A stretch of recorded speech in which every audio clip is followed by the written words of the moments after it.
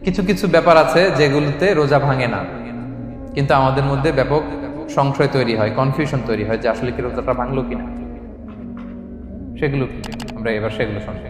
3 নম্বর sub পয়েন্টটা তো clear যে কিছু কিছু কাজ আছে যেগুলো করলে আসলে রোজা ভাঙে না।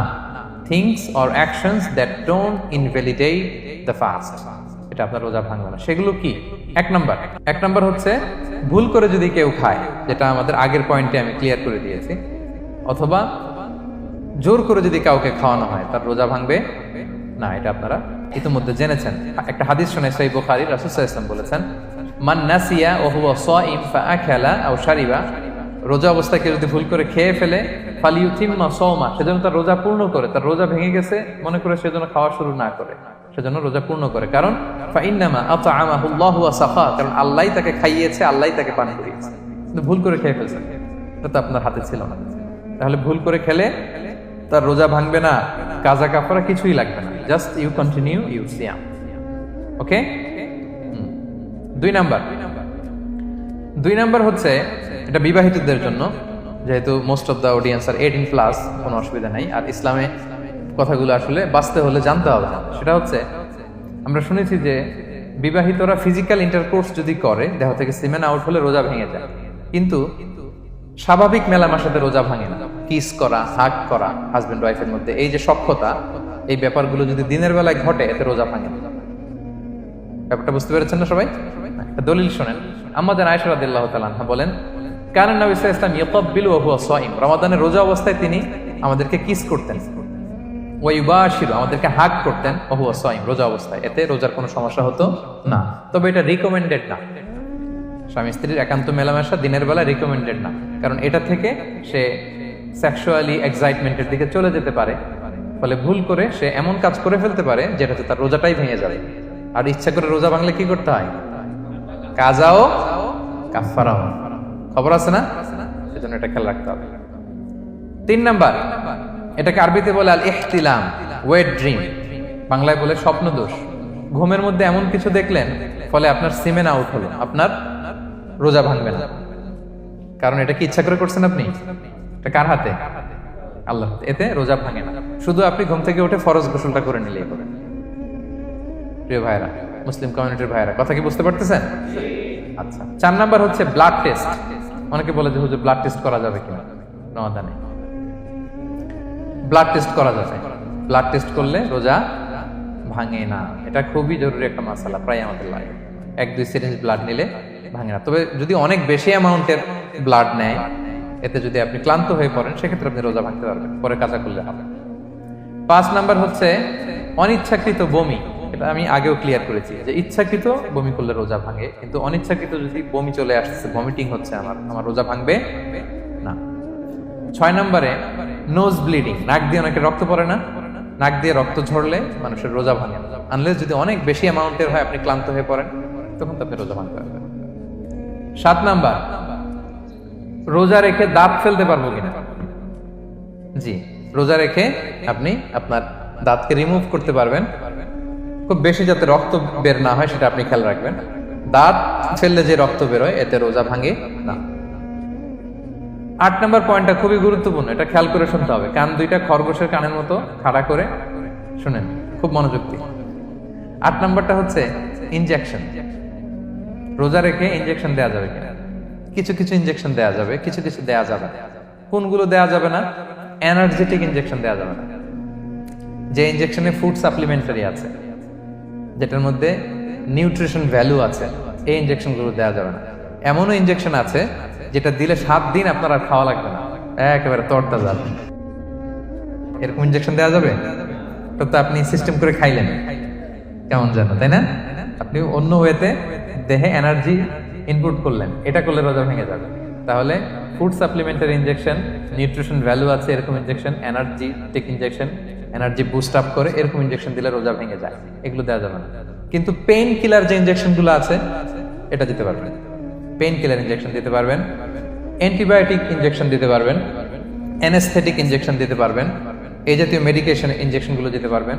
কোভিডের যে ইনজেকশন, এগুলো আপনি দিতে পারবেন। এগুলোতে রোজা ভাঙে না, কারণ এগুলোতে আপনার স্টোমাকে কিছু পৌঁছেও না, আপনাকে শক্তিবর্ধক কিছু দেহে প্রবেশও করাচ্ছে না, আপনার এনার্জিও বাড়ে না। আপনার এনার্জি বাড়ে না, আপনার নিউট্রিশন ভ্যালু অ্যাড হয় না, আপনার স্টোমাকে কিছু পৌঁছে না, এই জাতীয় সব ইনজেকশন দেওয়া যায়। ইনজেকশন পয়েন্টটা ক্লিয়ার?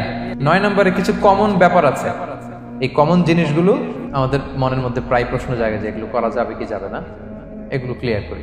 এর মধ্যে 1 নম্বর হচ্ছে টুথপেস্ট। রোজা রেখে টুথপেস্ট দিয়ে ব্রাশ করা যাবে কিনা, বলেন যাবে কি যাবে না? যাবে, কে কে হাত তুলুন তো দেখি। হ্যাঁ, মাত্র 1 জন, 2 জন, 3 জন, 4 জন, 5 জন, 6 জন, দল ভারী হচ্ছে আস্তে আস্তে। হ্যাঁ, টুথপেস্ট দিয়ে ব্রাশ করা যাবে কি যাবে না? যাবে মাত্র 5 জন। আর যাবে না কয়জন দেখি? যাবে না, অনেকে যাবে না, অনেকে হাত তোলে নাই, ভাবছে কোন জায়গায় হাত তুলে কোন বিপদে পড়ি। চুপচাপ দেখি যে কোনটা জিতে। যাবে না? যাবে না, দল ভারী না? যাবে? এই সুন্দর বলছে, যাবে, কিন্তু না করাই ভালো। যাবে। টুথপেস্ট দিয়ে ব্রাশ করলে রোজা ভাঙে না, তবে যদি খুব স্ট্রং টুথপেস্ট হয় এগুলো ব্যবহার না করা ভালো। দিনের বেলায় মেসওয়াক করা ভালো। হ্যাঁ, মেসওয়াক করলে ওইটা সবচেয়ে সেফ। তবে যদি আপনি টুথপেস্ট দিয়ে ব্রাশ করেন আপনার রোজা ভাঙবে না ইনশাআল্লাহ। কেউ কেউ মাকরু বলেছেন, কিন্তু আপনার রোজা ভাঙবে না। মাউথ ওয়াশ সেম, যাবে, কিন্তু রেকমেন্ডেড না। হ্যাঁ, গার্গল করতে গেলে আবার ভিতরে চলে যাবে। সিম্পলি কুলি করা যাবে, কিন্তু আপনার রোজা ভাঙবে না। কিন্তু দিনের বেলায় আমরা টুথপেস্ট, মাউথ ওয়াশ এগুলো ইউজ না করে কোনটা সাজেস্ট করি? কোনটা? মেসওয়াক করেন তো আপনারা? রাসূল সাল্লাল্লাহু আলাইহি ওয়াসাল্লাম বলেছেন, আমার উম্মতের জন্য যদি কষ্ট না হয়ে যেত আমি প্রত্যেক নামাজের আগে মেসওয়াক করা ফরজ করে দিয়ে যেতাম। কষ্ট হয়ে যাবে, পকেট নিয়ে নিয়ে মেসওয়াক ঘুরতে হবে। এবং রাসূল সাল্লাল্লাহু আলাইহি ওয়াসাল্লাম মৃত্যুর আগে ওনার হাতে যে জিনিসটা রেখে উনি শেষ নিঃশ্বাস ত্যাগ করেছেন সেটা হচ্ছে মেসওয়াক। উনি অত্যন্ত অসুস্থ, প্রচন্ড জ্বরে কাতরাচ্ছেন। তখন দেখলেন যে ওনার শ্যালক আব্দুর রহমান রাদিয়াল্লাহু তাআলা আনহু উনি মেসওয়াক করতেছেন, তো উনি ফেল ফেল করে তাকায় আছেন, বলতে পারতেছেন না আমাকে। তাও আম্মা জান আয়েশা বুঝতে পারলেন যে রাসূল মনে হয় চাচ্ছেন, উনি এটা নিয়ে এসে নিজে চাবালেন। রাসূল সাল্লাল্লাহু আলাইহি ওয়াসাল্লাম চাবায় যে নরম করবেন এই শক্তিটাও গায়ে নাই। আম্মা জান নিজে চাবিয়ে রাসূল সাল্লাল্লাহু আলাইহি ওয়াসাল্লামের হাতে দিলেন, রাসূল সাল্লাল্লাহু আলাইহি ওয়াসাল্লাম মেসওয়াক করলেন। এই মেসওয়াক করার কিছুক্ষণ পরে তিনি ইন্তেকাল করলেন। আরবাউন মিন সুনানিল মুরসালিন, 4টা সুন্নাত, এটা সব নবীদের মধ্যে ছিল। এর মধ্যে একটা হচ্ছে আসওয়াক, মেসওয়াক। মেসওয়াক করবেন তো আপনারা? আচ্ছা, এরপর রোজা রেখে আতর দেয়া যাবে, কোনো সমস্যা নাই। পারফিউম দেয়া যাবে, সমস্যা নেই। আই ড্রপ দেয়া যাবে, চোখে ড্রপ দেয়া যাবে, আইলাইনার দেয়া যাবে, কাজল দেয়া যাবে, এগুলোতে রোজা ভাঙে না। এরপরে ডায়াবেটিক পেশেন্ট যারা আছে তারা ইনসুলিন দিতে পারবেন, এত রোজা ভাঙে না। এটা আমাদের লাগে না, আমাদের অনেক মুরব্বীদের দিতে হয়, আমাদের আব্বা আম্মাদের। তো এটা আপনারা জেনে গেলেন, ইনসুলিন দিলে রোজা ভাঙে না। এরপরে 10 নম্বর খুব মজার একটা পয়েন্ট, খাবারের যদি লবণ চেক করা হয় এতে রোজা ভাঙে না। তবে ঘরে আপনারা এটা ট্রাই করবেন না, এটা রেকমেন্ডেড না। এটা কখন রেকমেন্ডেড? এটা বড় শেফদের জন্য। লেটস সে রমাদানে 1000 লোকে বিরিয়ানি করা হবে, আল্লাহর বান্দারা রোজাদাররা খাবে, এটা লবণ বেশি হলে খাইতে পারবে? পারবেন। এজন্য যিনি শেফ, প্রধান বাবুর্চি, উনি লবণটা ট্রাই করতে পারবেন, করেই সাথে সাথে কুলি করে ফেলবেন, ভিতরে তো কিছু গেল না, এতে রোজা ভাঙে না।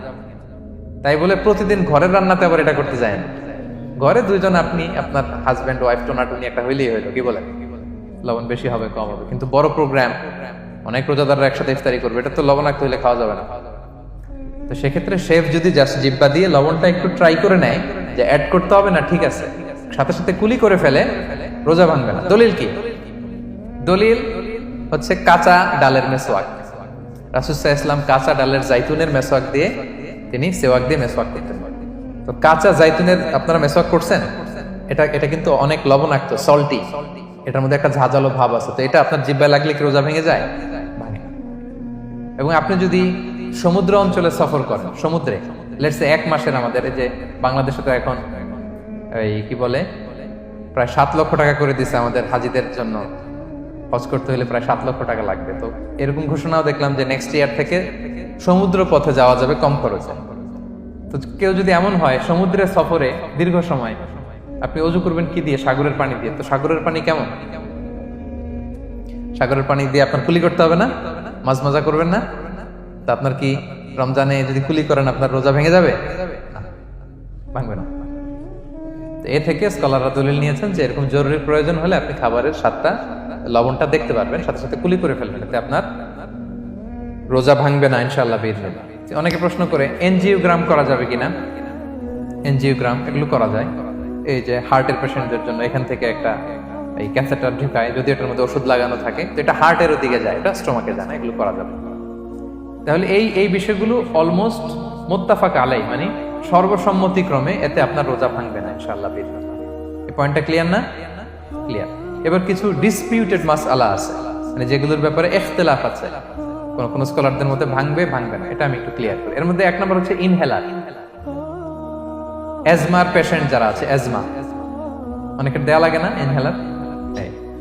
ইনহেলার যদি পাফার ইনহেলার হয়, পাফার ইনহেলার যেটা দিয়ে শুধু বাতাস যায়, অক্সিজেন যায়, এটা রোজা ভাঙে না। এটা কি করে না? রোজা ভাঙে না। পাফার ইনহেলার যেটা দিয়ে অক্সিজেন পাস করে, রোজা ভাঙবে না। কিন্তু যদি ভ্যাপোরাইজেশন হয়, অথবা একটা আছে DPI, dry powder inhaler, punch করলে একটা পাউডার সহ ভিতরে যায়, অ্যাজমাটা কমায় দেয়, ওই পাউডার দিয়ে করলে কিন্তু রোজা ভেঙে যাবে। ভ্যাপোরাইজেশন হলে বা ডিপিআই ইনহেলার হলে আপনার রোজা ভেঙে যাবে। ইনহেলার ক্লিয়ার তো সবার কাছে? আচ্ছা, এরপরে যাই সামনে। সাপোসিটরি বুঝেন তো না? ডুশ বলে, প্রচন্ড জ্বর কমে না, তখন ডাক্তার বলে যে পাই পথে অ্যানাল পিল বলে এগুলাকে, পাই পথে এটাকে ইনপুট দিতে হয়। এই সাপোসিটরি এটা একটা ডিসপিউটেড মাসালা।